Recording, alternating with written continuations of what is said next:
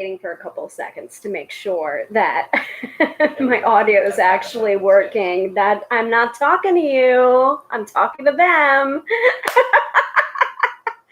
Fun with live broadcasts, folks, when my husband thinks I'm talking to him instead of talking to you guys.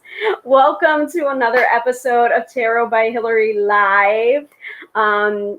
Live broadcasting, doing this broadcast recording at 6:30 Eastern Standard Time on Friday night, Friday, August 14th.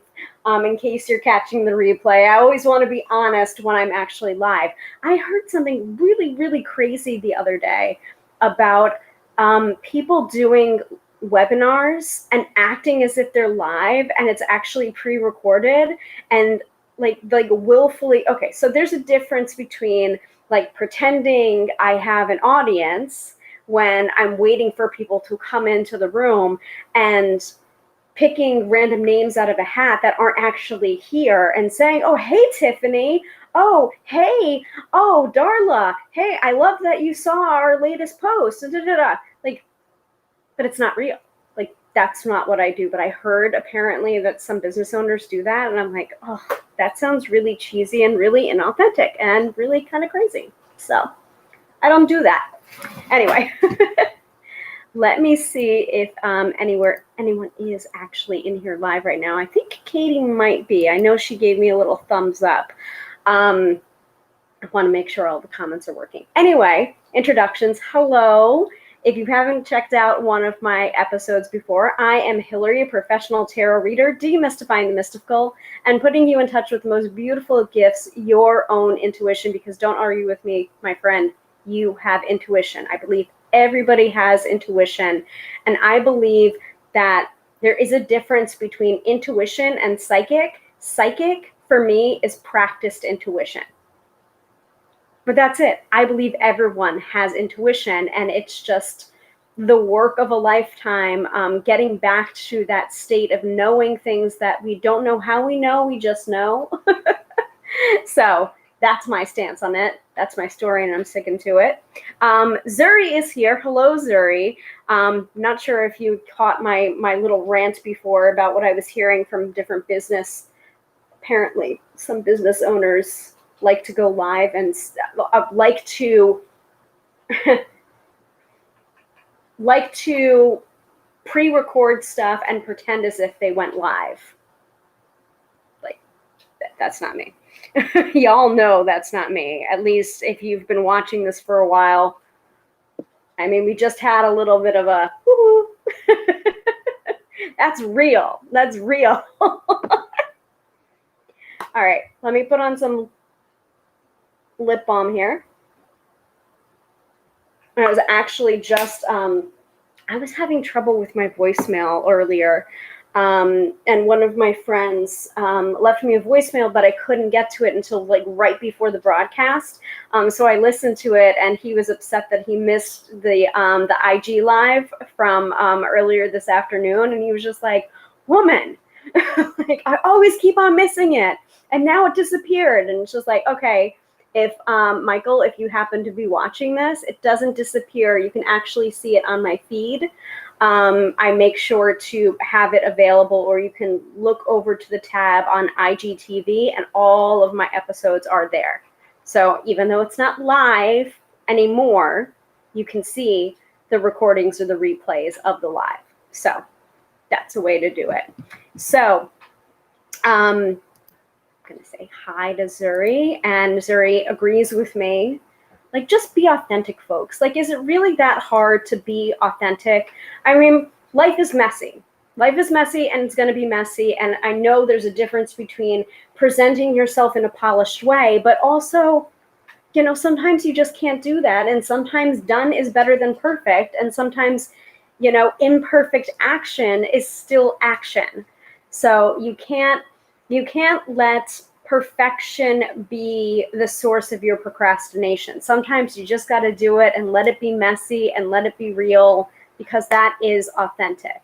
There is another crazy thing that goes on with the tarot reading community, and sometimes the psychic reading community, with regard to like cold reading techniques, or unethical business practices, or chewing off of somebody's content or copy, web copy, stealing images from them, stealing, ideas from them. And I just have to think, you put in all this effort to do that. And if you put that kind of effort into actual tarot reading, you wouldn't have to do that. I don't get it. I don't get it. Anyway, Zuri says, sometimes I'll upload my pre-recorded Tarot Tuesdays to YouTube, but that's a different type of thing. Yes, and by the way, hello, all you YouTuber people on the YouTube. Hopefully this is streaming as well to my YouTube channel as well, which is youtube.com user Hilary Tarot, I believe is my username on there. But I'm going to go double check it right now because I get very nervous. I mean, the simulcasting, it's like a new feature, but it's still, it's been in progress for like a few weeks now. We've been doing it for a few weeks now, but I still want to double check. So, and if it's not simulcasting to YouTube, I can just upload it later, like Zuri says, right? Katie's here. Hello, Katie. Welcome to the broadcast. So yeah, we're gonna get into the technique that I wanted to show you guys, which I call the bridge technique, but it's like kind of making, yeah, it looks like, well, that is not a flattering freeze frame of my face. Isn't that always the way, folks? Let me just double check here. Oof, I don't want to listen to my voice right now, so. All right, I'm just gonna monitor this over here like I've been doing for the last couple of weeks, even though everything seems to be working and copacetic, but I don't wanna derail my train of thinking on tech issues to take away what I'm actually talking with you guys about tonight. So,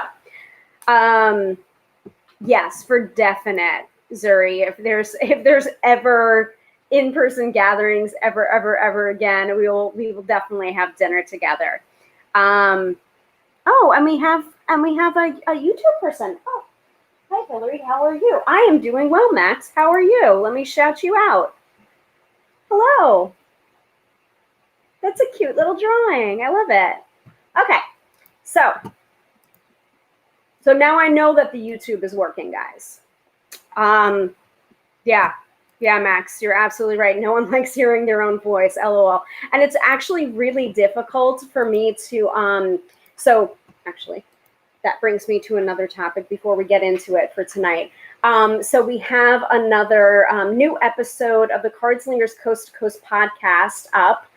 As usual, every second and fourth Friday, we have new episodes published. You can subscribe wherever you get your podcasts. Please leave us kind reviews on Apple Podcasts or wherever you get your podcasts. I think we're on all of them by now. Yeah. I don't think there's any missing. And if there is some missing, let us know. Anyway, so speaking about not liking to hear your own voice, when you do a podcast, and especially if you have one of your co-hosts' lovely wife being your audio engineer and making the podcast sound as beautiful and seamless as it is, after she's done with her editing work, she then gives the recording to us so we can all listen to it and agree like this is the final episode before it gets pushed live. So even though no one really likes the sound of their own voice, you kind of have to get used to that and you kind of have to get over it. You also have to kind of do it with this stuff too. Going back over the recordings and being like, oh, do I need to edit that? Or do I need to shorten it? Or, just make sure that the audio is working so that you guys can hear it. Sometimes you just have to get over it. Like I'm not particularly happy that I didn't get to do any of my makeup or usual stuff or put in my contacts because it was just another seat of the pants kind of day for me. And I feel like the whole week has been like that. So if you feel like the whole week has been like astrologically cuckoo bananas, just let me know. You can smash the heart emojis. You can let me know in the comments. I'm looking at all of them, and it's just me here and my husband over there on the other couch playing video games and being quiet while I do this thing that I do every Friday night. So, yeah, Max is saying, yeah, hurdles. Absolutely. For definite. I don't know what it was. And we're gonna, okay, as usual, here's the structure of the episode. For all of you regular viewers, you know the drill. For you new viewers like Max, welcome to the broadcast. What I usually do every Friday night is we usually have a tarot or divination topic that I'll teach.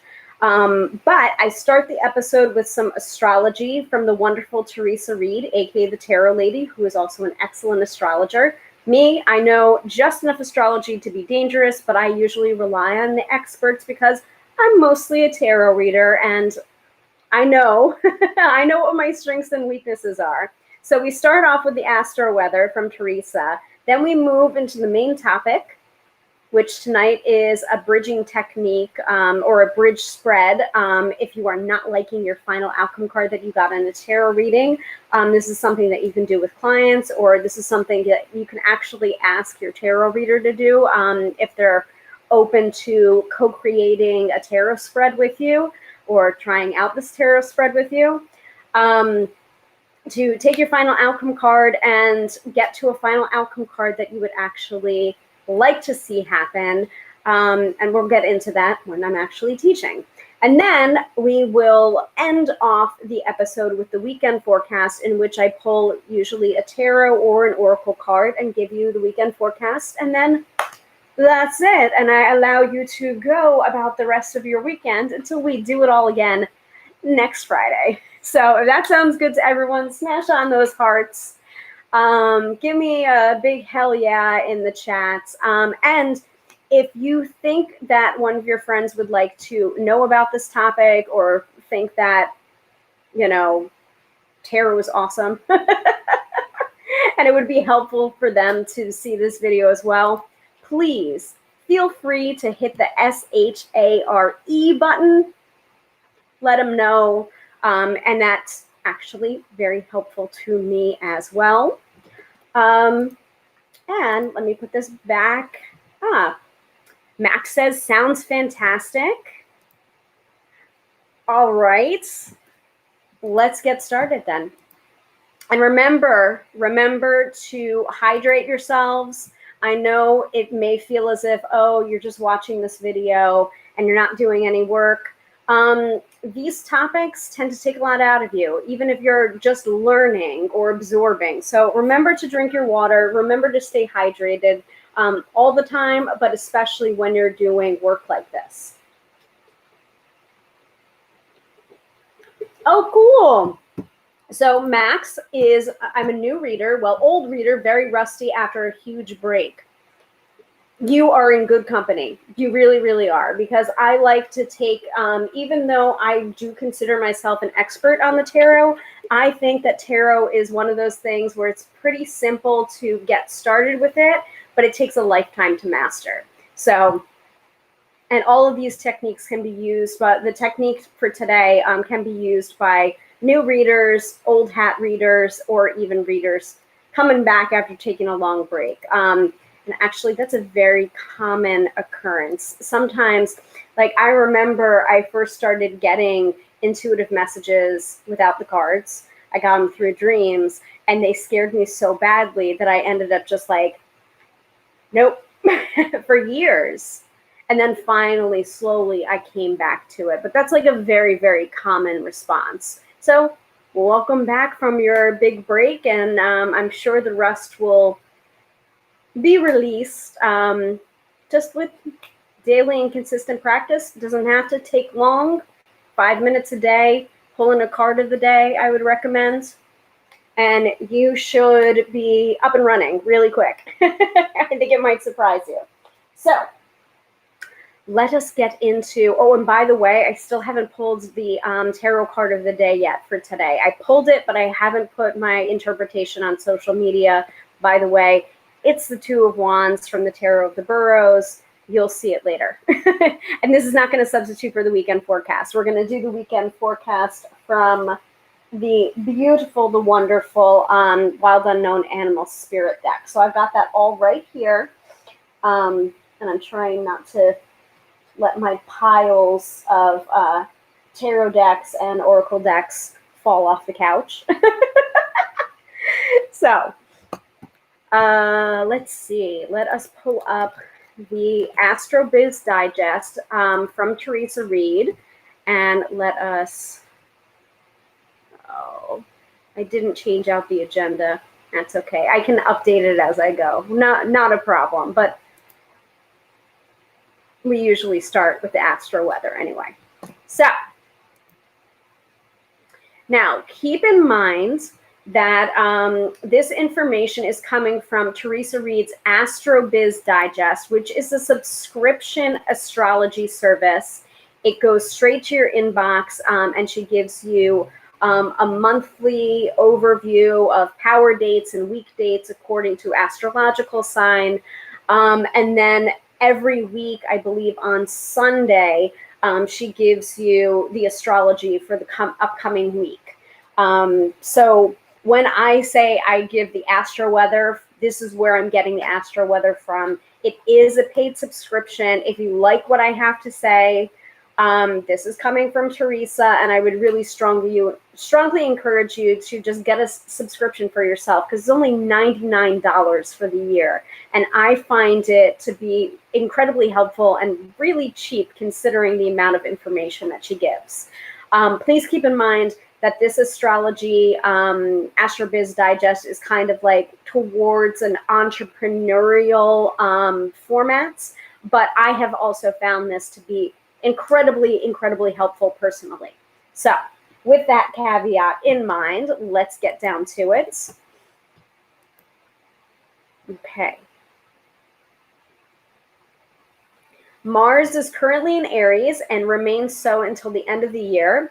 Those of us who are willing to blaze trails will fare far better than folks who want to sit on their hands and continue doing business as usual. Mars in Aries is decisive, and that's how we need to operate from now until 2021 arrives, or until the freaking virus goes, because let's keep it real, folks. We are still in the pandemic, and I'm still not seeing any clients in person. I do have readings available via phone, via Skype, and via email. And I don't know if I'll ever return to in-person readings. Maybe not. We'll have to see, because honestly, my health is important to me, and your health is important to me too. So, and you can also get a really wonderful reading without us being in person, in proximity. I have clients that are based in LA. I have clients that are based in Riyadh, Australia as well. So like, I'm international, and energy is not bound by time or space. So I could totally give you a reading without being in person. I don't know where this comes from, that people think that they can't have a good reading unless it's in person. It's totally not true. And actually, I did a previous Tarot by Hilary live episode all about how to give online readings. So after this episode, and if you enjoy this episode, you can totally find that episode amongst the archives. So it's in the workshop videos here on Facebook, and it's in the free workshops playlist on YouTube. So you can find them either place. And hopefully I haven't, ooh. Siri, you're in, I didn't realize you weren't on, oh wait, are you in two places at once right now? Are you on the YouTube and on the Facebook? Are you helping me out right now by monitoring and seeing that I make sure that I see all the chat? I appreciate that, if that's your intention. Anyway, so Astro Biz Digest.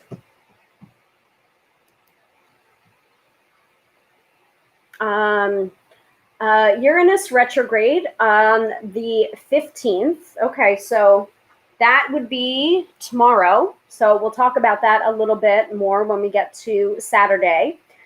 Is ideal for reconnecting with old clients or peers.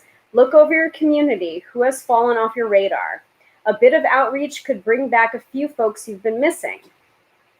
Revive your old network. You may gain new leads, or you may make new connections. You don't have to just have a business slant for this, folks. This retrograde may also find you feeling a bit restless. This could lead to a few impulsive changes. Avoid doing anything drastic until the turn of the year when Uranus will be direct. Until then, sit on your hands and keep your jets cooled. That might be very difficult for some folks, but the difficulty may be worth it in the long run, guys. So, Zuri says, exactly. Thank you very much. I appreciate it. And also, quick note, I appreciate all of the regular viewers here. And even if you're a new viewer, welcome, really. Come on in. The water's fine. But I appreciate all of you regular viewers that have dealt with any trolls that have been coming in the past. I really, really appreciate it. And I do see your comments coming up when you're basically saying, like, no, Hilary's not giving readings right now. Like, this is not the time and place for this. And honestly, I give so much with my card of the day. That's a free reading. And with the forecast at the end of the episode, that it's just like, it's kind of ridiculous. But I want to just shout out to everyone that's done that before. I see you and I appreciate you. And I thank you for kind of being unofficial moderators to the chat. I do appreciate it and I do see it. So on that note, so today, I'm going to look at some of these dates, though, with the weekly one, because people are saying that they were jumping hurdles, and I've been having like a crappy, kind of crazy week. So I kind of want to know where that happened and which days were particularly bad for other people. So we'll talk about that in a second. But let's get to the astro weather for today, tomorrow, and Sunday first. So Friday, today, the moon is void at 7:19 a.m. Eastern Standard Time. So begin your day with a relaxed approach. Take care of loose ends, finish up writing projects, clean out the inbox, and return calls. At 7:35 p.m. Eastern Standard Time, so in about a little over a half an hour, the moon will be in Homey Cancer, making the weekend best for client care, organizing the home office, or spending time with your family. Power day for Gemini, weekday for Sagittarius. So all of my Sagittarius fire friends, I am sorry it was a weekday for you today. Actually, today wasn't that bad for me compared to the other days. And maybe that's because it was a power day for Gemini and my moon is in Gemini. I don't know. Positive tales. Well, I'm going to say hello, because you got a puppy there. Hello. But you don't have to call me ma'am. Hilary is fine. All right, let's get back to the astro weather. And also, so Max was saying before, yeah, hurdles for this week. If you can remember which days you felt particularly out of control or crazy or people were demanding of your time, let me know. I'll go back to the rest of the Astro Biz Digest from this week and see if we can pinpoint what was going on astrologically to possibly indicate that happening. And if you know that that's how that affected you personally, perhaps the next time those transits happen, you can anticipate that a little bit more. This is the reason why it's a really, really great idea to do your birth chart or your natal chart, because we are not just our sun sign, and depending on where the signs are, will tell us where this may personally affect us by looking at our natal chart and looking at the current astrology in the sky. positive tales. This is not the place for readings, but if you want to wait until the end of the episode, you can totally get in on the weekend forecast that I do for the collective. Thanks. So Saturday morning, the moon is conjunct Venus at 9:26 a.m., a superb spot for heartfelt conversations or an inspiring newsletter. Suppose you're sending anything out this morning. In that case, you might want to consider sharing a personal story or spotlighting a recent client breakthrough. Actually, I am supposed to be sending out my 15th of the month newsletter because tomorrow's the 15th. So, I have to think about what personal story I want to share for my newsletter subscribers. By the way, you can totally subscribe to my newsletter by going to my website, tarotbyhilary.com, Hilary with 1 L. Please and thank you. Uranus stations retrograde at 10:25 a.m. Eastern Standard Time. We already talked a little bit about what that means for us. And that's for the next few months into 2021. Saturday's moon Uranus sextile at 3:18 p.m. brings genius intuitive hits and the perfect energy for blog posts that surprise people in a good way, of course. Sunday is a mixed bag, so go slow. Trine between the moon and Neptune at 8:28 a.m. Eastern Standard Time could be swell for brainstorming or for sleeping in. I will probably choose sleeping in. This is followed by a trine between the Sun and Mars at 10:02 a.m. Perfect for spirited sales campaign, and you definitely do not want to sleep through that. But at 1:24 p.m. Eastern Standard Time, the planets go rogue, and a series of frustrating aspects between the Moon, Pluto, Mars, and Saturn put the clamp down on sales and client interaction. So Sunday afternoon may be better spent doing something personally rather than professionally, guys. Not much gets done, and the aggravation won't be worth it. Teresa's advice is to shut the office down early on Sunday and enjoy your day instead. Everything can wait until Monday.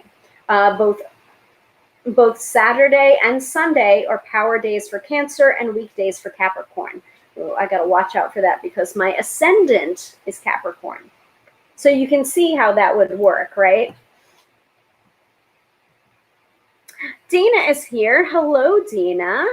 Welcome to the broadcast. We just did the astro-weather, but you can totally look at it later. No problem. You know we've got replays for you guys. Okay. So, really quickly. Did anyone have any particularly cruddy day this week? And they wanted to know perhaps an astrological reason why it was cruddy? Let me know before we move off of the astro-weather and into tonight's topic. I'll give you a second.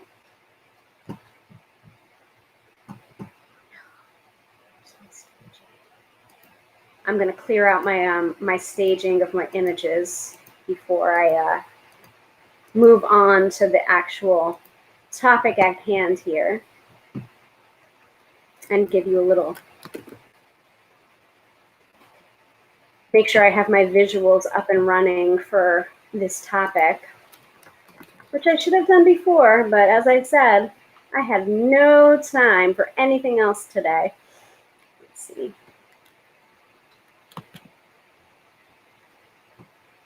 Looking for my Pinterests.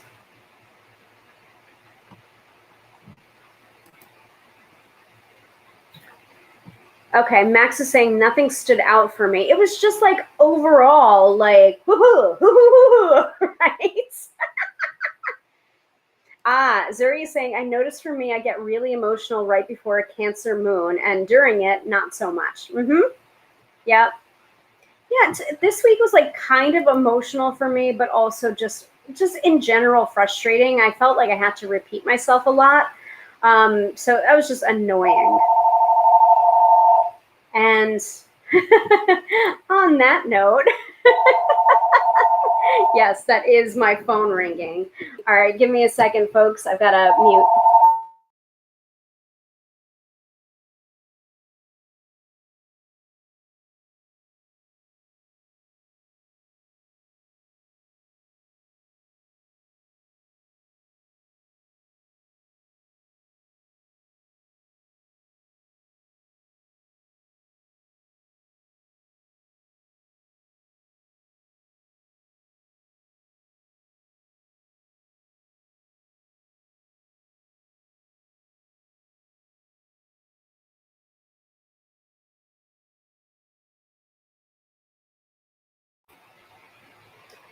Real live. Real life. Let me just double check that my audio is still working. Can you guys hear me?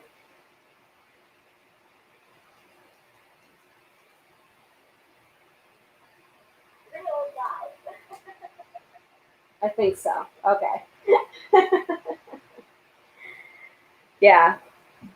If it's gonna, yeah, that would be the definition of Murphy's Law, right? Whatever can go wrong will go wrong, right? I think I'm right. That was my mom, so I couldn't I couldn't not pick up the phone, because if I didn't pick up the phone, she would have left a long rambling message and y'all would have heard it, and it would have been really, really hilarious, but also really, really embarrassing for me. So let's save me and my mom the trouble, right? Okay. Yeah, so same here for same here for the ups and downs, Zuri, or same here for the phone call? Because that would be really weird. Let me see. What was the one that was really, yeah. I feel like it was like pretty, it was like spaced out. So it was like Monday was super ridiculous. Wednesday was kind of like woohoo. And then today was like meh. Monday, Wednesday, Thursday for me, mostly. Square between Mercury and Uranus at 8:52 a.m. Monday creates online drama and funky requests in the inbox. Egos flaring.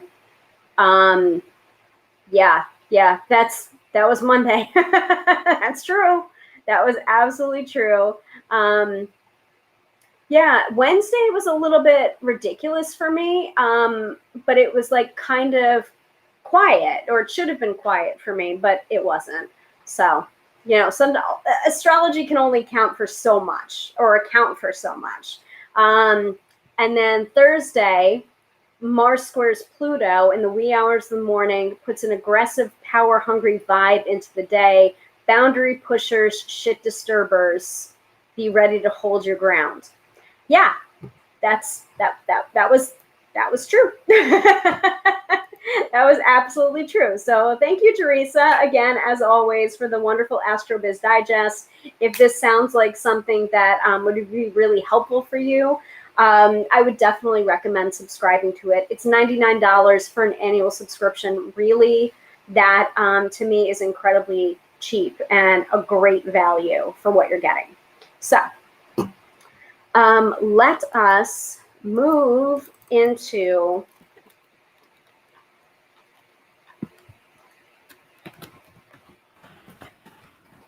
let's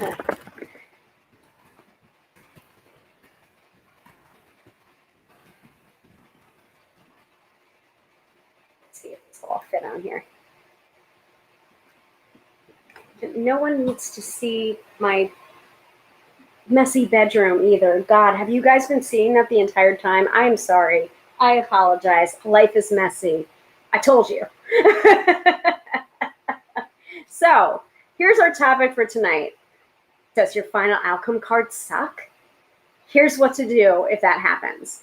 Now, this technique works pretty well, but just know that it's not going to work all the time, and some final outcome cards are going to suck, and they kind of need to suck. So just keep in mind, this is not 100% foolproof way to like love the final outcome card when it's negative.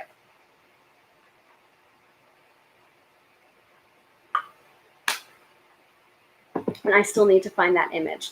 So let me see. I wanted to put up, I have a go-to little like timer.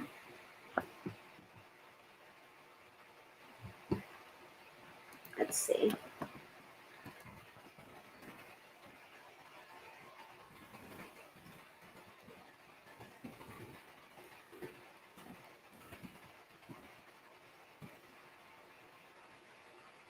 And I'm actually going to just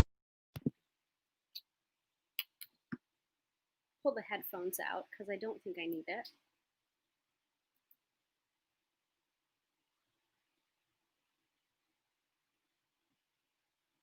It's this one. This is the one that I wanted. Okay. Let's see if I can do this. Thank you, Katie. No bedroom view. You only moved it a little. Okay, awesome. Great. Oh boy, folks, it has been a week. Okay. Oh, is it this one or is it this one? Yeah, it's this one. All right, hopefully you guys can hear the music. Let's see. Give me a second. Let me find that image that I want.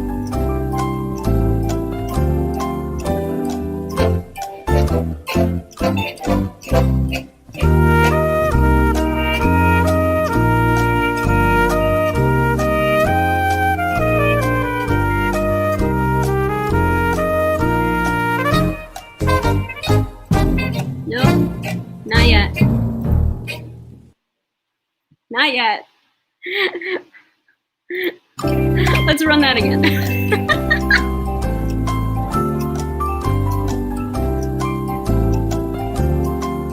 Sure, I have all of that stuff.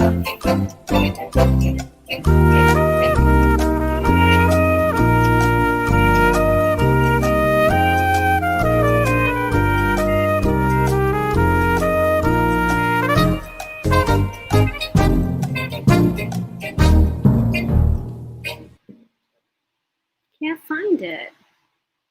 Why can't I find it? Just my board. There we go.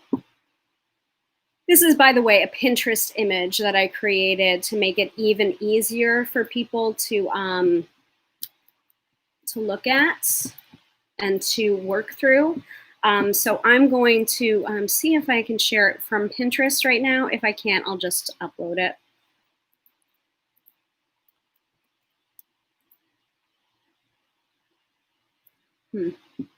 Nope, that didn't work. All right, let me see if I can just download it.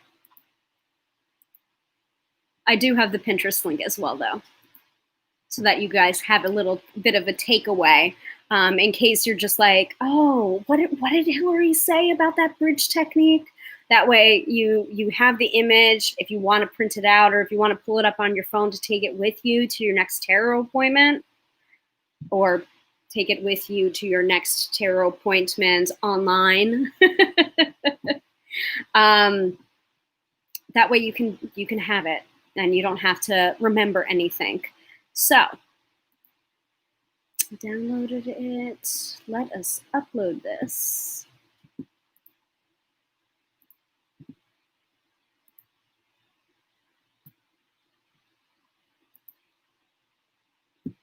So this is what it looks like. And I'm actually going to give the link to you guys right now to the pin in case you want to follow along because I can't really zoom into it right now. So let me send that. So, but this is what I'm teaching you guys tonight. And it's a really, really simple technique.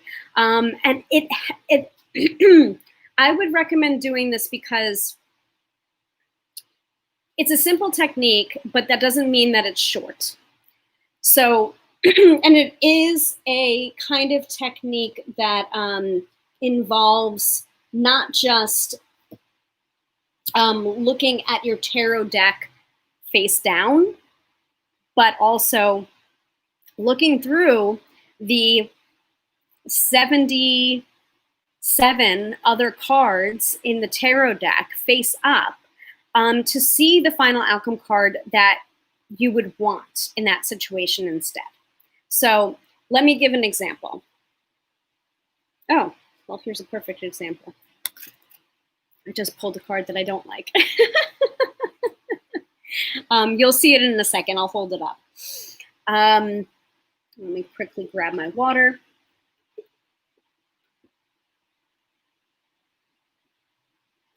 Because I started to get a little froggy there. So let me move over to my Pinterest here, but you guys can you can either follow along on Pinterest or you can kind of vaguely look at it in order from from top to bottom, because these are the steps in the process of the bridge technique. Keeping in mind, I always like to give credit where credit is due. I do not remember who taught me this. I feel like it was either Thalassa or Mary Kay Greer or Rachel Pollack. I have a feeling it might have been Mary Kay Greer from one of her classes that I took at the Bay Area Tarot Symposium back in 2011. I don't know. I don't remember. But what I do know is a lot of different tarot teachers do teach this technique. So I want to give credit where I think I got this from, but also acknowledge that I didn't come up with this. This is not my bridge technique. And I want to make that clear. This is just something that I've used, that I found really, really helpful, and that I don't remember where I first learned it from. So I would like to be able to attribute it, but at the same time, I just don't remember. It's all a big block of tarot mush learning stuck in my head. So I can't really extrapolate like, ping, where it came from. So, because and I swear that it was them, but when I've asked each individual person, they're just like, no, but it's a really good technique. Like, who did I learn it from? So anyway, so whether you're looking on here or you're looking at Pinterest or you're just watching the video and you'll check out Pinterest later, this is the technique. And it takes a little while. So it's a simple technique, but it does take a little while to do the second step. You'll see why in a second. So, and I did a whole blog post on this as well that I will link after the episode is over or at the end of the episode so that you don't go anywhere. Let's see. I wanted to link to the blog post. It's really easy to get to on my website as well. I try and make the URL as simple as possible. So the question basically is, I don't like my final outcome card. What do I do? And I usually use this. You can use this technique, whether it's a Celtic cross spread, whether it's only a 3-card spread, whatever the final outcome card position is in that spread, you can then take that final outcome card and use it into this technique or this new spread. Let's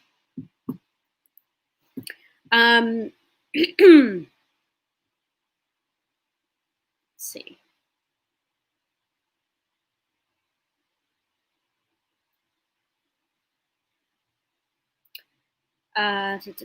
So take the offending final outcome card and put it in the first position.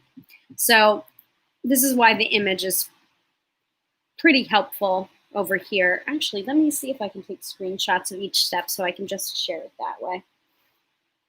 That way I can just put them one at a time up here while I'm teaching it.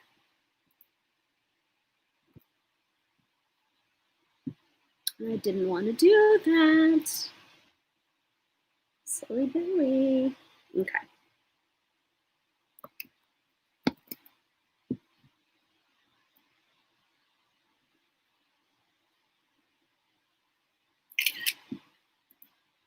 The magic of screenshots. I've been using screenshots so much lately. It's ridiculous.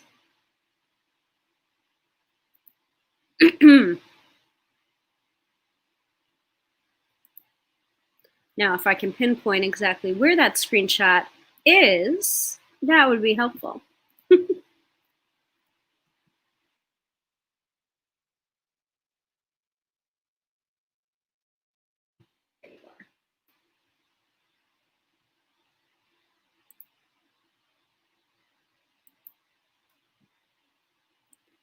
Okay.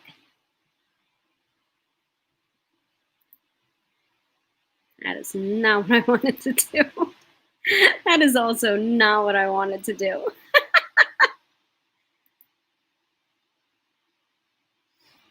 Because my stars are getting in the way. Let me fix it. It's super, super cute, but sometimes this overlay makes things way more complicated than it actually has to be. So I'm going to take that away. And I'm going to put my little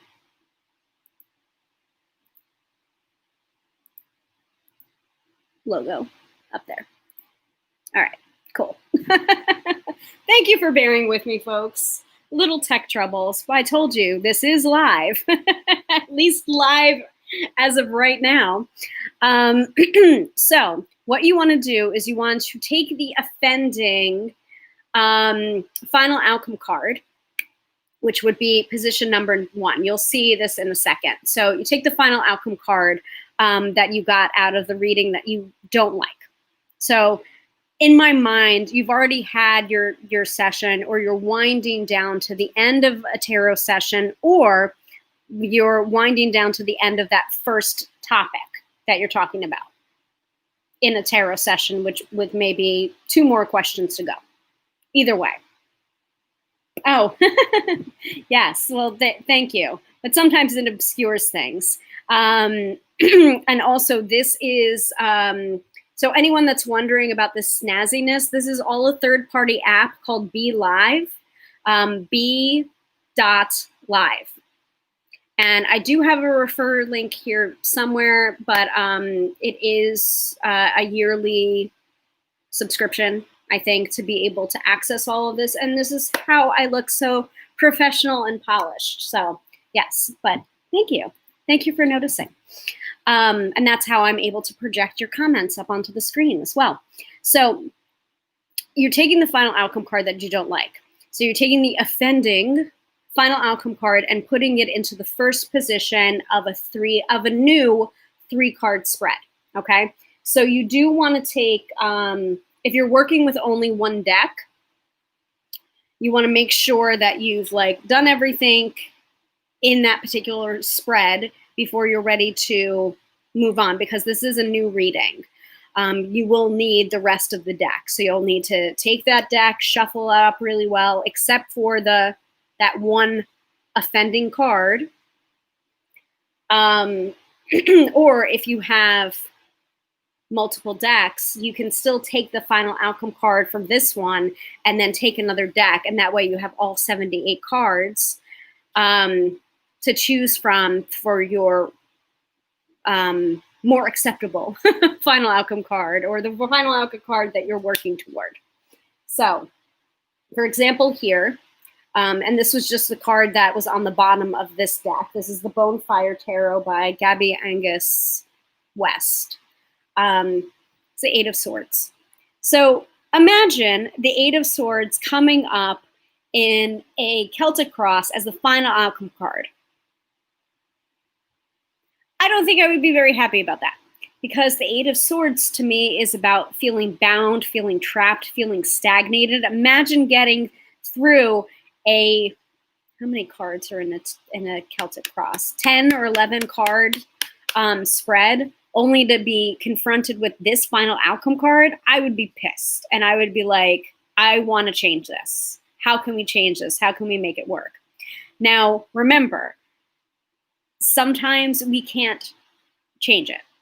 Sometimes it's just being aware is what the tarot cards are doing for us. But other times we can make a change. We can either change or mitigate the circumstances. Otherwise, why would we ever get a tarot reading in the first place if the future was set in stone and we had no way of changing it? That would be about reading for the future and not being able to get out of the way of a speeding truck.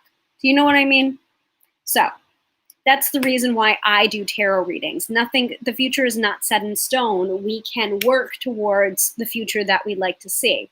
So, and remember what the final outcome card represents. The final outcome card is if This is the present pattern. If we go along the present pattern, this is what will happen. Do you want that to happen? Basically, it's just like all things being equal, this is the pattern that's going on right now, and this is the most likely outcome based on the current pattern. And that's really all tarot reading is, or all divination is reading the patterns and becoming aware of the subconscious patterns that may be running our lives underneath the surface. Awareness is a very important thing to remember when we're talking about the tarot. Oh, new person. Hello, Mirana. Welcome to the broadcast. So, for example, this is an example of a final outcome card that I would be like, yeah, I want another final outcome card. Okay. So you would take this card and you would put it in the first position. And either you would take your deck that you're working with and gather up all the rest of the 77 cards. Remember, you've got the 78th card is right here. That's out of play because you don't want that card to come up again. And that is a possibility, though, if you grab another deck to do this technique. So just keep that in mind. If for example, you'll see in a second why I'm saying that once we get to the third step. So this may be a simple technique, but it takes some time because of the second step. So the second step is looking through the deck face up. So you want to look back through the tarot deck face up and find a card that you believe accurately visually represents the situation that you would like to happen, rather than this offending final outcome card that you're just like, no, I want to try again here. Like, how can we get from here to something more pleasant? So, and it can depend on the situation that you're asking about. For example, if the situation you're asking about is one of love, you might be wanting the Two of Cups instead. And actually, Card Slingers Coast to Coast podcast, we just recorded a podcast on the Lover's card. And a lot of people sometimes want to see the Lover's card when they're doing a love reading. And I say, nay, I see that card more about choice rather than love, rather than like a true connection. The card that I would more rather see would be something like the Two of Cups. So, or if it's a financial situation, you feel like I'm in debt, I'm always going to be in debt. You get the Eight of Swords. You're just like, no, I don't want that. Maybe you want more balance in your finances. You might pick the Two of Coins, or you might pick the 10 of Coins, or another happily after card could be the 10 of Cups, like if it's a romance reading. So, so let me know if that makes sense to everybody. And Mirana, I am teaching a technique if you don't like your final outcome card in a tarot reading. So this is the topic that I'm teaching tonight. If you're looking for a reading, though, I have the weekend forecast coming up at the end of the episode. And you can always watch this episode after the live is done and check out all of my other archived videos on tarot and divination. So, for example, like if you're looking for better sense of finances or financial windfall, you get the 8 of Swords. You don't like the 8 of Swords, you might want to pick the 10 of Coins. And you don't have to know tarot either to do this technique. This is something that that I like to work with my clients to find that representation that works for the tarot meanings, but also visually speaks to them for what they want to happen. Oh, thank you. So, like, visually, like, I know the Two of Cups is about connection and about emotion, and a really good card to look for if you're talking about a romance reading. But My client could be looking through there and seeing the Two of Cups and saying, well, I would really like this business partnership to work. Can I use this card? Absolutely, you can use this card. It's what is significant to them visually as well. Nice. Okay. So Dean is saying, bottom of my deck had 5 of Cups. I choose 10 of Cups instead. And if you were watching last week's episode, and you can totally go there and watch the replay, we were talking about the 5s and the 7s, part 2, last week. So we've been talking a lot about the 5s and the 7s of the tarot. 5 of Cups is typically a card that is not so great, kind of represents looking towards the past, feeling like you're feeling grief or playing the what if game. So as an example here, and Dina, you can totally use this in the context of a reading when you get a final outcome card that you don't like, but I understand like this is just an example, right? So 5 of Cups, I choose 10 of Cups instead to be the final outcome card that I would prefer. So this is not just about, again, tarot meanings or knowing your tarot meanings. This is also about working with the client. And if you happen to be reading for yourself, you can totally do this too. This isn't a technique to be like, I'm going to draw again. Hit me, hit me, hit me. This is not what this technique is for. Trust me on that. You'll see it from the 3rd step. It turns into a whole nother reading if you have that mentality about it. We are just looking for, and you don't have to pick just one card. Okay, you can pick a combination of cards if that feels more comfortable. I would say pick no more than 3 for the final outcome-ish that you would like. So if you're feeling like, for example, 8 of Swords might have come up as the final outcome card for a reading about having writer's block. That would suck. Having a final outcome card of the 8 of Swords about writer's block, it's just like, oh, then it will never happen. You're always going to be blocked. So in that case, I would probably pick something like the 7 of Cups. And it can be a matter of which deck you're using as well. Now notice I've grabbed the Bonefire Tarot, which looks sometimes very different visually from the traditional Rider-Waite-Smith Tarot. So look at that imagery, you know. To me, the 7 of Cups might be a better final outcome card because that means that ideas are flowing. Look at this.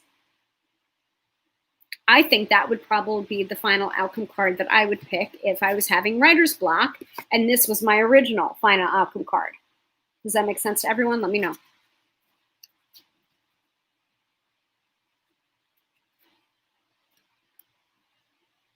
Yes, exactly. Tarot magic, you betcha. I guess if I'm doing a virtual reading, we can ask the client what outcome they want, then find a card for them. Absolutely. You can totally do that. Or what I could recommend is there is a site called Serenu. I can provide the link. But that's like kind of a virtual automated tarot reading. But it doesn't provide you any interpretations. It's just the bare bones cards and traditional Rider-Waite-Smith. So you could always do that, or you could go to a site like tarot.com and take a look at the imagery there. And it doesn't have to be a deck per se. You can always look up the tarot imagery on the Google, on a Google image search, and look at different representations of different decks and do it that way. So it's really up to you. The sky's the limit on what you can do with the tarot, and there's so much you can do with tarot. This is the reason why I keep on coming back to it. So yes, Max is saying, I love this. It's also a great way to extend meaning on a reading, what they could do to work towards an outcome in more depth at different points in the read, almost 3-dimensional. Yeah, like you're already like, onto the next step. So let's show the next step, right? I didn't even take a screenshot of the next step, guys. I'm so excited about this. I'm glad you're digging it. So, because we're not quite into the next step. So let me make sure I've got my screenshot there. So,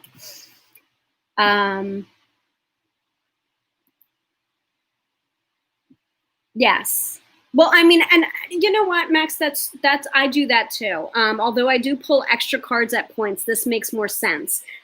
You can totally still pull clarifying cards for whatever reading that you're doing. It doesn't have to be an all or nothing proposition. You can do both. But to me, especially with the final outcome card, sometimes what happens with the final outcome card, I will pull a clarifying card and I'll get another like horrible card. And I'm just like, what the fuck, you know? And then if I pull another clarifying card and I get another negative card or what can be construed as negative, I'm just like, that's when I'll go to this one. That's when I'll go to this technique. Because I don't do it all the time, because sometimes the final outcome card, while it's not ideal, and while it might be negative, the client is looking at it like, all right, that makes sense. You know, like they're not fooling themselves. They're not denying that, you know, they still need to do a little bit of work in order to rectify this. You know, so sometimes it's not going to be 100%, you know, and you're not going to be doing it all the time, but this is just a tool to have in your back pocket in case you need it. But I totally pull clarifying cards as well. So you look through the deck face up, you put that card in the third position. So that's the reason why I have this visual up right now. You've got position number 1, you've got position number 3. So these are 2 deliberate cards. So which kind of changes the meaning of a spread somewhat. This is one of the few spreads, that I do where 2 out of the 3 cards are intentionally placed. The third card, however, which falls in the middle, we will talk about in a second. Everyone following so far? I hope so. So for my example here, I'm going to go with that writer's block example. So 8 of Swords was the final outcome card, the previous final outcome card. You put that in the number 1 position, and that would be, if you are sitting, that would be your left hand, the left position, okay? I'm going to take the 7 of Cups, which is something that I want to happen, the final outcome card that I would like to happen, because to me it represents ideas flowing to me. 7 of Cups. Cups is about water and emotion. I would like that flow to happen to me. I would like that abundance to happen to me. And also notice the eyes, the placement of the eyes. It looks as if these balloons are in his mind. A very vast and rich landscape to work from of ideas, right? So this, this is my right hand that I'm holding up. I would put that in the 3rd position to the right-hand side and leave a space in the middle where that star is in the diagram, okay? Makes sense to everyone, yeah? Now, let me go to step number 3.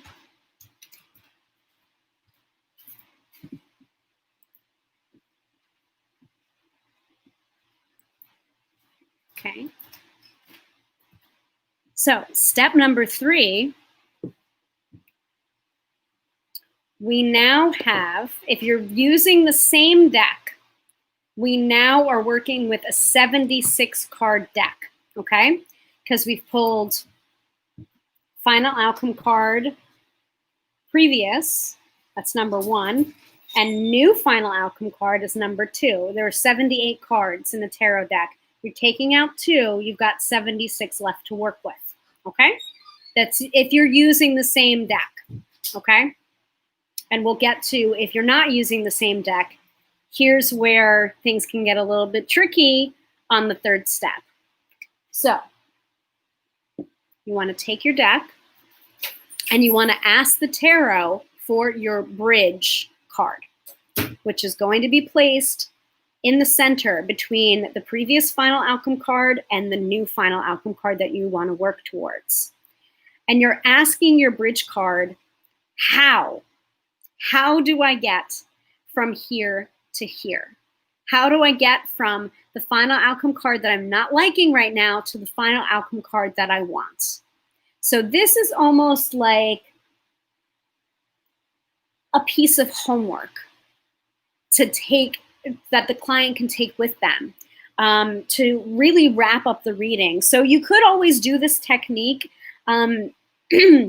For example, what I do to end a reading to like bring it all together is I usually take a separate oracle deck and I will shuffle up the oracle deck, or my client will shuffle if it's an in-person reading. Haha, what are those anymore, right?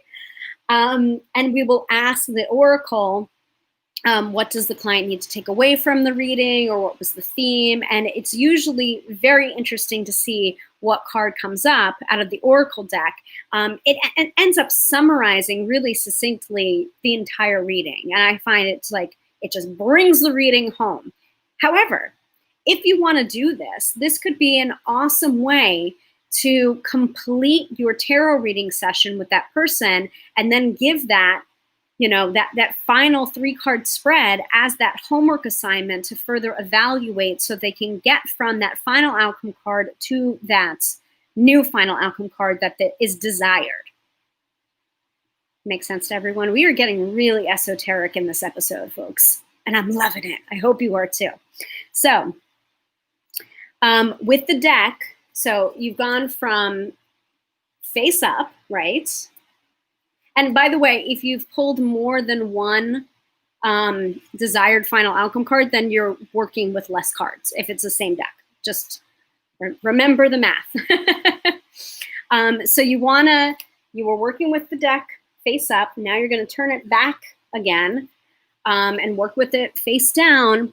And you want to shuffle the cards and ask the tarot for the middle card that will be the bridge to get from that final outcome that you don't want to happen to the final outcome card in the third position that you do want to happen.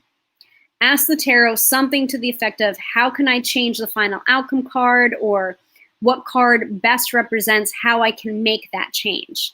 Or you can ask another question entirely, but the point of this shuffle and pull is to ask how.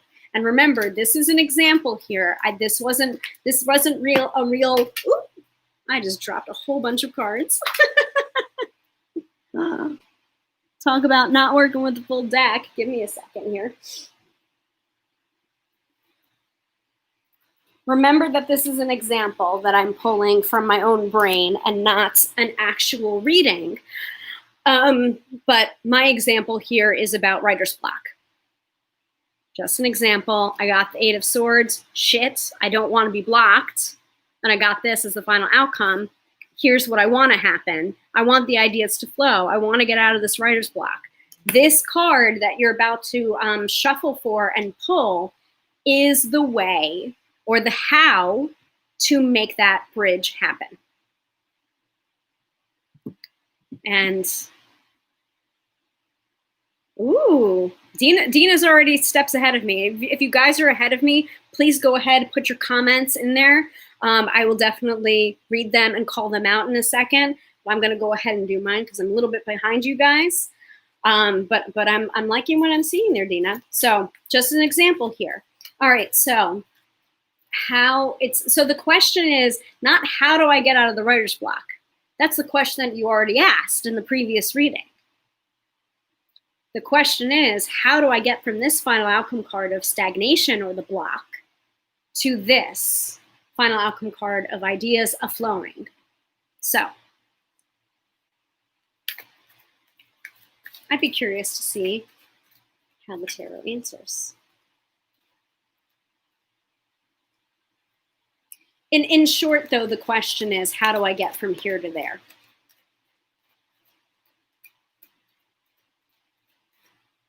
Or how does my client get from here to there?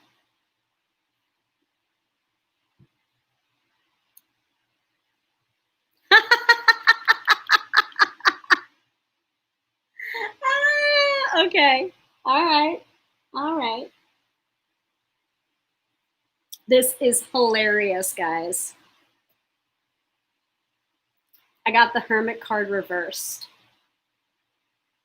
What would you tell your clients that had this issue of writer's block, wants to get from there to there, and pulls the Hermit card reversed?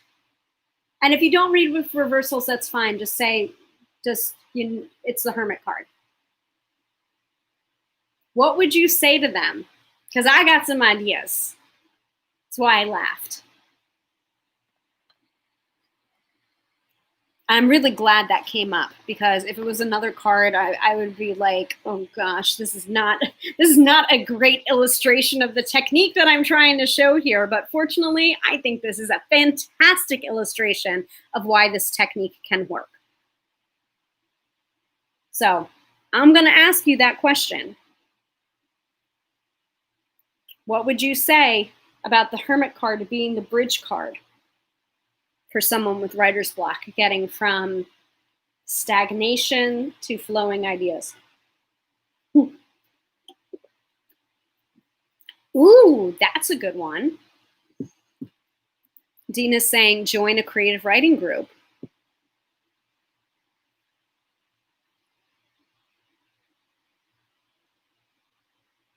So for the Hermit, for Dina, she's interpreting that with the reversal of, instead of isolating, is joining a creative writing group. Maybe brainstorming, maybe a masterminding group could help.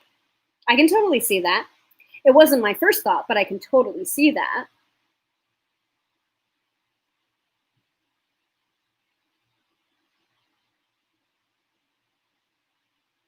Any other thoughts about the Hermit card coming up reversed, or even upright as a bridge?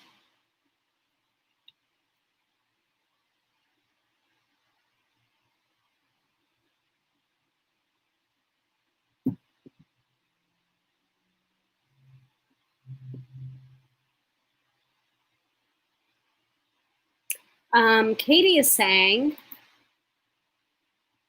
I'd be saying step away from the work of it and give it a break so your mind can get a chance to just flow instead of being pushed to write.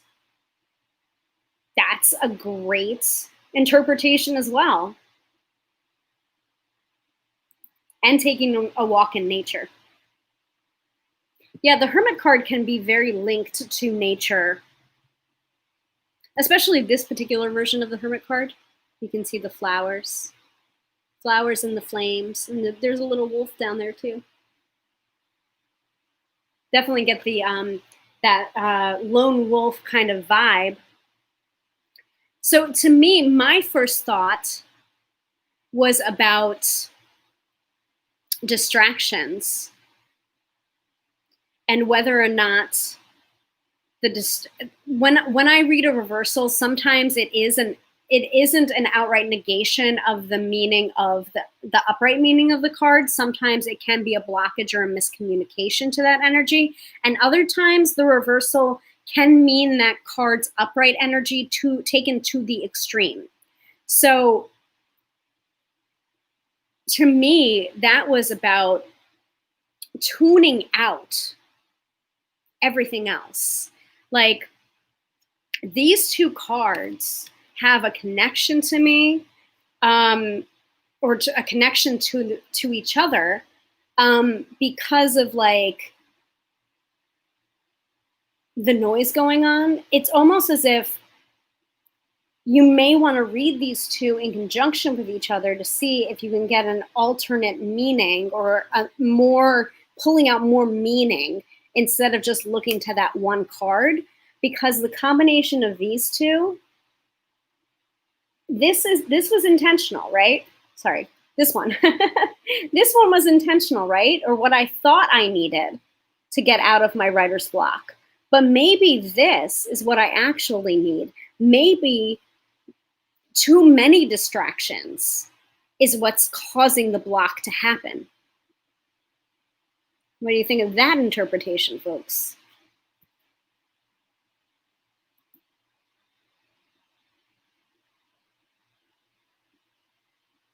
I agree with Creative Group. Isolation is linked to overthinking, so I would read it as more free thought, not being distracted by other thoughts.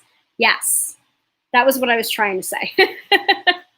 But can you see how this technique would work? It's not just reading that singular bridge card in isolation. It can also be reading the two together.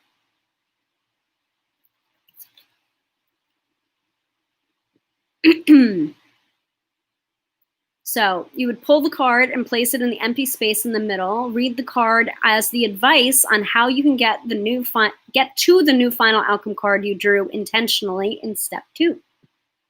There you go. Yes, yeah, that as well. Focusing on the block is what's causing the block. So I've given so many readings that say exactly that. And then my client gets upset with me. And then like 2 days later, they were just like, I'm sorry for being snarky. You were right. Which is not why I do what I do. I didn't go into this to be right or wrong. I just went into tarot reading to help people, you know? So that in a nutshell is the technique, folks. Now, I would caution you about pulling more than one bridge card, because I've totally done it.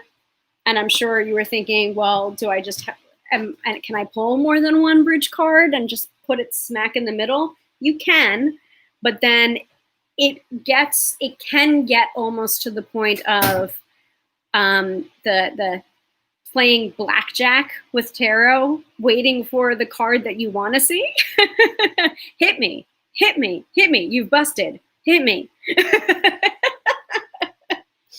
And I would also say, if you are considering doing this technique and working with a different deck than the origin deck of the final outcome card, and where you're pulling the new final outcome card from, and where you're pulling the bridge cards from,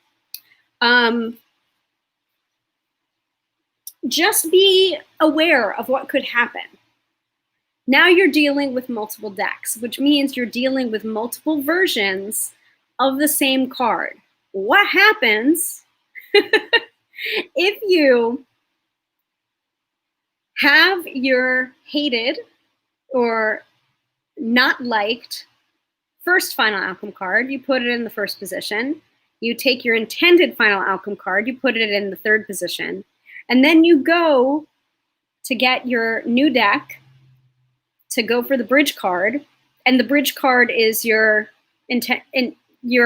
first final outcome card. What do you do then? No, seriously, I want to know. It's not a rhetorical question. Let me know.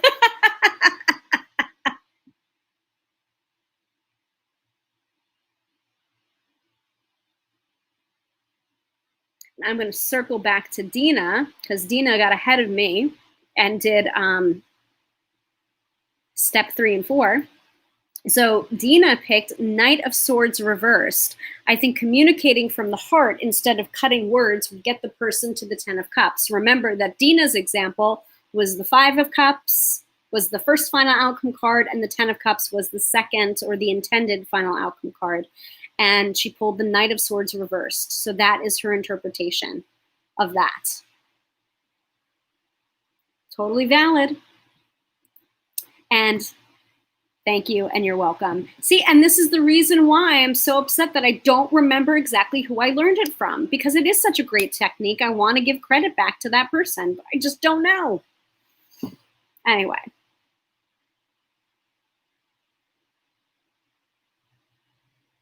Oh, yes, exactly. I was wondering if it could easily turn into another reading. Have you had a client ask to keep going with cards? Yeah, absolutely. Absolutely. Which is the reason why I'm cautioning maybe you don't want to use this technique very often. Maybe you want to keep an eye on the time as well, because remember, this is a very simple technique in theory to do, But it does require the time for the client to sit there and look through 77 cards. And maybe you don't want to put a lot of time into it. Maybe you just want them to intuitively look or spread out the cards and pick one or two, or ask them, what would you like your final outcome card to be, like thematically, and then you could choose the card for them in order to kind of like squish the timeline down a little bit. But that's also why I'm suggesting, like, you maybe don't want to pull from another deck because of the conundrum that I just brought up that I'm waiting on answers for. And also for that reason as well. I've actually sat there with the client and we've gone like down the line where it's been like the first, the third, and then just a line of cards down the center. And I'm just like, okay, we've got to stop now. Like, we've got to stop. This technique doesn't work at all the time. It does work a lot of the time, but it doesn't work all the time for every situation. So, and you also want to be careful of that in any reading, not just this particular reading or technique. You want to be careful of that in any reading. Because when I was a younger reader, I would want to accommodate, and I wanted to be like, yeah, of course we can pull another card. Absolutely. Absolutely. And now I'm just like, no, cards told you, like, especially when the cards tell you and the client don't like it and they want to pull another card. And I'm just like, but the cards told you. And now the cards are going to get snarky. And that's what I would experience too. I would start pulling the Devil. I would start pulling the Tower. I would start pulling the Ten of Swords. Those weren't actual readings. Those were stop freaking pulling more cards, or stop freaking asking, we told you. So,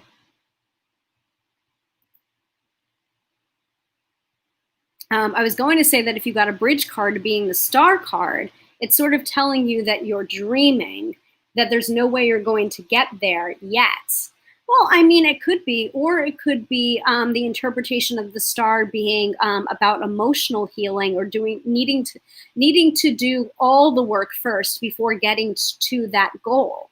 Because the Star card is about wishes coming true. It is about hopes and dreams and reaching toward goals, but it also has an emotional element to it because of the water element that's in it. But it's a good interpretation.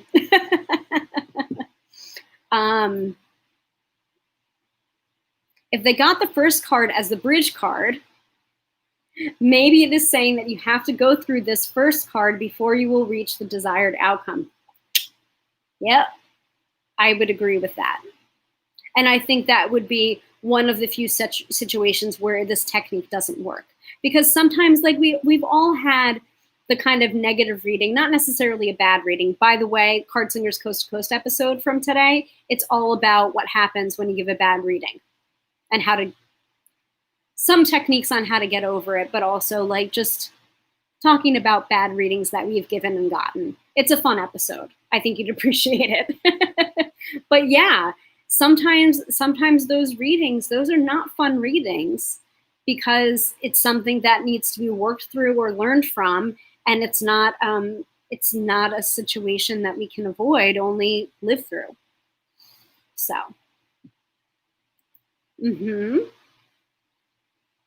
Dina says it must be a deeper issue. Maybe they could reflect more on the issue. Yeah, I feel like getting that kind of double whammy is a pretty large sign. I mean, statistically speaking, when we're talking about probability, where you've got two sets of tarot decks you're pulling from and you get that same card, there's no such thing as coincidence, really, in the tarot. Okay. Yeah, I think it's important to control the reading in some respect. Absolutely. If you don't control the reading, then the reading will control you. And I'm not about that. The tarot is supposed to be a tool, not a crutch. So, all right. Max is also saying, can you please link to the podcast on that episode? I'd love to check it out. Yes, I will do that right after we're done with the weekend forecast. Because I still have to do that, folks, right? So that is the technique. I hope you enjoy it and I hope you use it. And I would love to hear how it worked for you, and if it worked for you, please let me know. I found it to be very helpful on certain occasions, and just keep in mind that it's not going to work all the time, every time, but it can be very effective. You know, use sparing, use the tool that works for you is what I would recommend. Do we have any questions about the technique before we move into the weekend forecast, folks? Let me know, let me know, let me know. I'm going to have a little bit more water.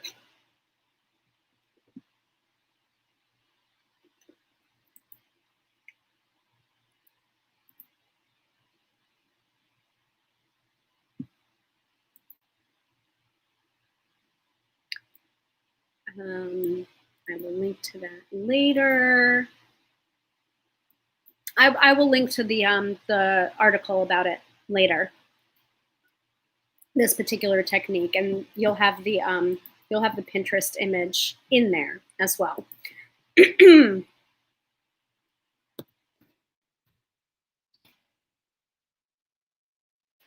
And the podcast you can find wherever you get your podcasts. It's called Card Slingers Coast to Coast.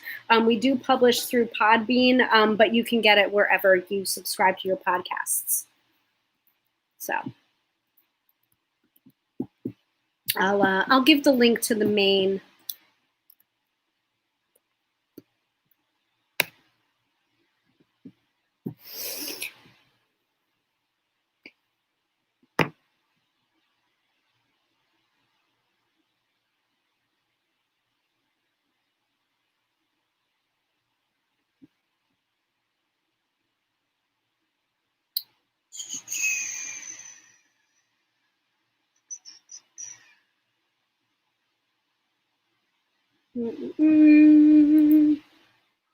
So love the technique. I'll try it for sure. And you're welcome. So no other questions before we move into the weekend forecast.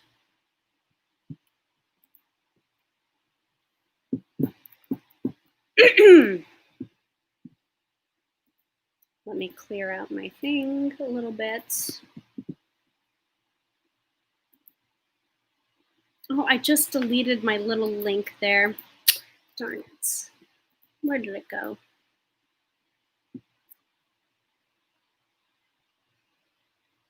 Yeah, Dina, I know. I see. What have we learned, folks? Don't pay attention to the trolls. So Max is asking me, sorry, didn't mean to put that on, at least not quite yet. Give me a second here. Max is asking me, is it your podcast? It is my podcast with the lovely co-host. It's me, it's Melissa Sonova, and it is Jamie Alford. We are all three professional tarot card readers, and that's the reason we called it Card Slingers Coast to Coast. Jamie is on the West Coast, Melissa is in the middle, and I am on the East Coast. So Card Slingers Coast to Coast. Give me a second here, folks. I need to take care of something.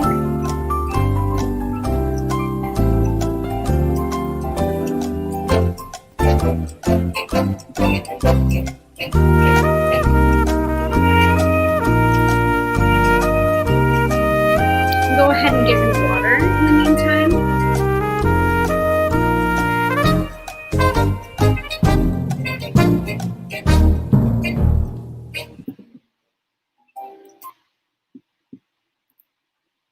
All right, one more time around.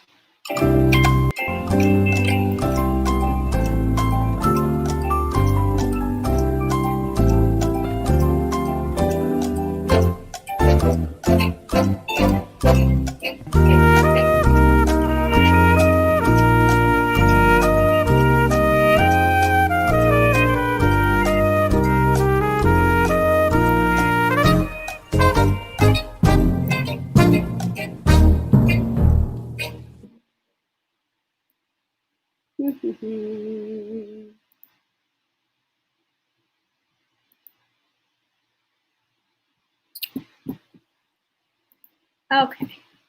All right, let's get into the weekend forecast, and I'm going to go ahead and hide that and put this and put this. And folks, if you are a regular viewer, please go ahead and do your thing and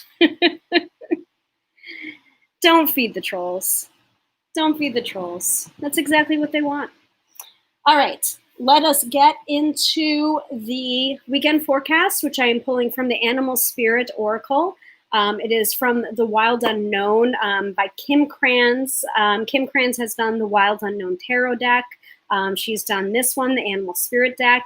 She has done the Wild Unknown Archetypes deck, which is 78 cards, but it is not a tarot deck because it doesn't have the traditional structure of the tarot.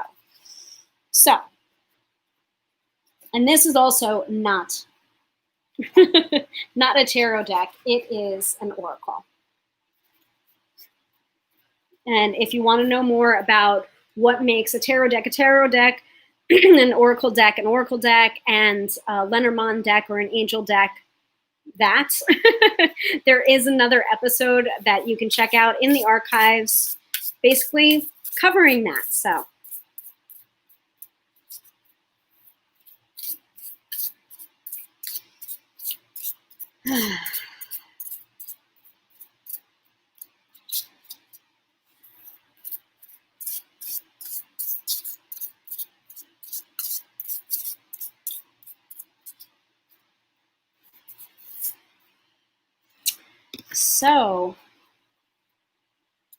we are getting the hawk.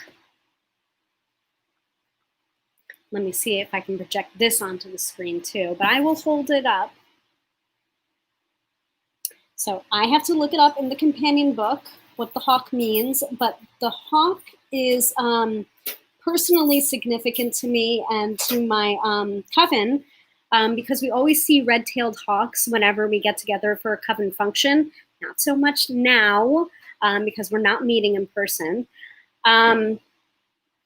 So we kind of consider the red-tailed hawk to be an animal that is personal to us. But and I also want to caution with working with the animal spirit or with any kind of medicine cards, like don't appropriate if it's not your culture. You can definitely, use the oracle, but don't say that the hawk is your spirit animal because that is not appropriate if you are not a Native American. Just saying. It's shocking to me that that still has to be said, but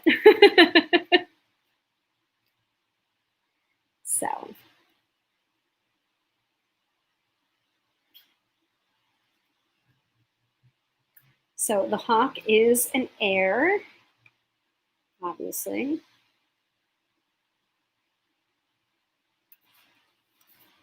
Okay. So I will hold the hawk up. So remember, this is the weekend forecast. This is the energy that we're going to be feeling this weekend, or this is how the energy that we need to bring into this weekend, which I give you every Friday night during these live workshops. So the hawk is watchful, all-seeing, and a messenger of divinity.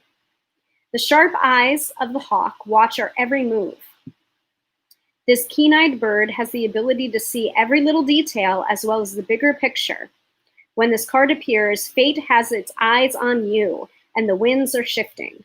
It is said that the hawk carries news upon its wings and is sent from divinity itself to deliver it. The message should not be taken lightly, though it may seem small or insignificant, it will eventually redirect your course. So when in balance, seeing clearly and intuitive. When out of balance, sees too much or is suspicious. And to bring back into balance, perspective shift. So that is your weekend forecast. We're getting some hawk energy this weekend, so pay attention to your surroundings. Pay attention to any messages that you may be receiving this weekend, especially if they're messages that happen more than once, twice, 3 times, especially 3 times, because sometimes messages come to us and we write them off as coincidence rather than as something significant, and then the message repeats. When the message repeats, it means that we're not getting the message. So watch out for any messages. Be clear with your vision this weekend, and be sharp-eyed, I guess. Let's not forget that the hawk is also a predator, so make sure you protect yourself.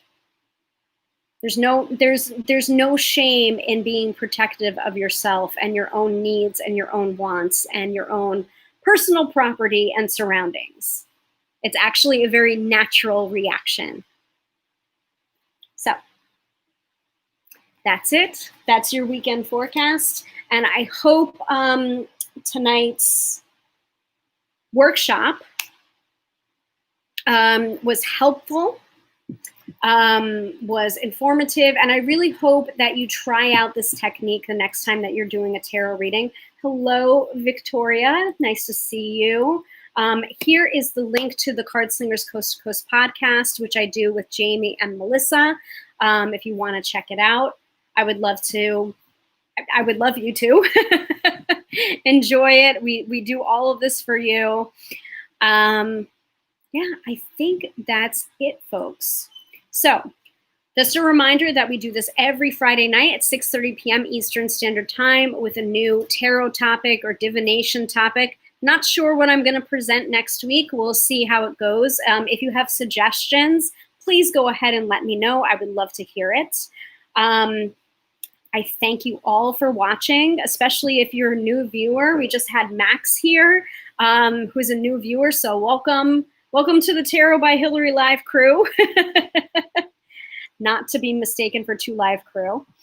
And please share this if you think it would be helpful for a friend. I would love that, because the more the merrier here.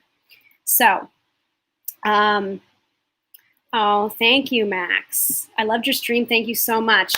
Thank you for coming. I appreciate it. Zuri saying, thanks for this great class. Oh yeah, I have to. Let me make sure that I share the link with you guys. Hold on a second here. So the link should be coming up in the chats. Hold on, let me see it.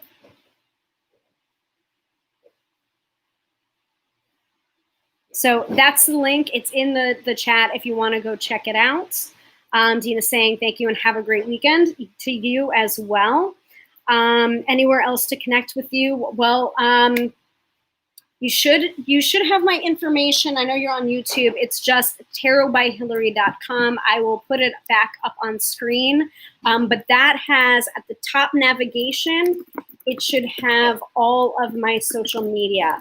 And pretty much all of my social media except for YouTube is tarotbyhilary.com or Tarot by Hilary. Those are my my handles on Twitter. And on Instagram, it's just Tarot by Hilary, Hilary with 1 L. But you can find all of that on my website, tarotbyhilary.com, Hilary with 1 L. So, and it was very, very nice to meet you. Excellent lesson. Thank you, thank you, thank you. All right. Again, thank you for joining me. Really appreciate it when you guys show up live. And if you're watching the replay, thank you to you as well. And I hope this finds you well. I hope this finds you safe. Yes, Zuri's saying I'm also on IG and Twitter too. The handle is at Tarot by Hilary. It's the same thing as below, except leave off that .com, okay? Again, I am your host, Hilary, professional tarot reader, demystifying the mystical and putting you in touch with the most beautiful of gifts, your own intuition, because yes, my friend, you absolutely, absolutely have your own intuition, and it guides you each and every day. May have guided you to this particular video. Who knows? All right, have a wonderful weekend, and I will see you all again next Friday night at 6:30 p.m. Eastern Standard Time, where I'll be teaching another tarot or divination topic. And if you have any suggestions, you can let me know. All right. Take care, folks.